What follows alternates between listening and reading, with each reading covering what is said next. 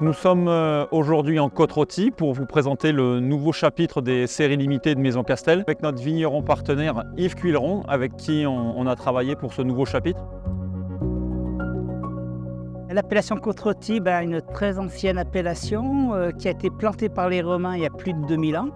Et donc les Romains, ils ont conquis ces coteaux très pentus, abrupts. Et c'est même eux qui ont commencé les terrasses, qui ont fait les murettes dans ces grandes pentes. Il y a deux choses très connues sur Côte-Rôtie. Il y a une petite différence de terroir entre le nord et le sud, qu'on appelle côte brune et côte blonde. La deuxième particularité de l'appellation Côte-Rôtie, c'est aussi bien sûr le cépage roi qui est la Syrah, qui est le cépage majoritaire. Oui, mais avec la particularité, et ça c'est assez rare dans les vins d'appellation, d'avoir un cépage blanc pour faire du vin rouge. Et donc c'est le Viognier, qui est le cépage de l'appellation Condrieu, qui est l'appellation voisine, voilà, qui est utilisé aussi en Côte-Rôtie.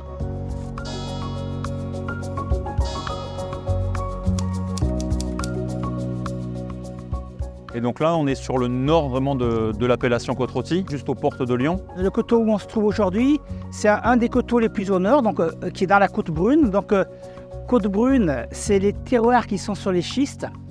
Et la côte blonde, c'est les terroirs qui sont sur les gneiss. Et donc là, on est sur la partie schisteuse de la Côte-Rôtie. Et les schistes vont donner des vins un peu plus structurés, tanniques et un peu plus musclés.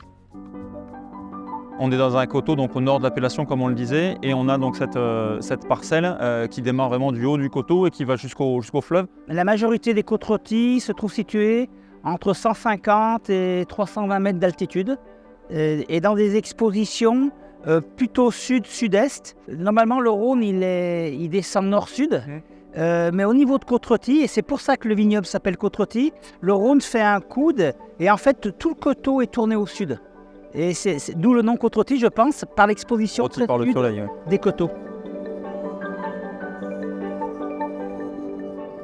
On plante les vignes par terrasse. C'est des travails souvent non mécanisables. Et donc le travail en Côte-Rôtie, c'est vraiment de la viticulture haute couture un peu. Donc Yves, au niveau viticole, que ce soit le Viognier ou la Syrah, vous avez une technique de palissage de la vigne qui est vraiment propre à Côte-Rôtie. C'est vraiment typique du Rhône-Nord en fait. Donc tout le Rhône-Nord, on a ce système en échalas, donc où on a des tuteurs individuels et qui sont adaptés, ces tuteurs, aux vignobles très pentus et aux vignobles en terrasse. Et la particularité en plus sur Côte-Rôtie et Condrieu, c'est que les échalas sont attachés 2 par 2.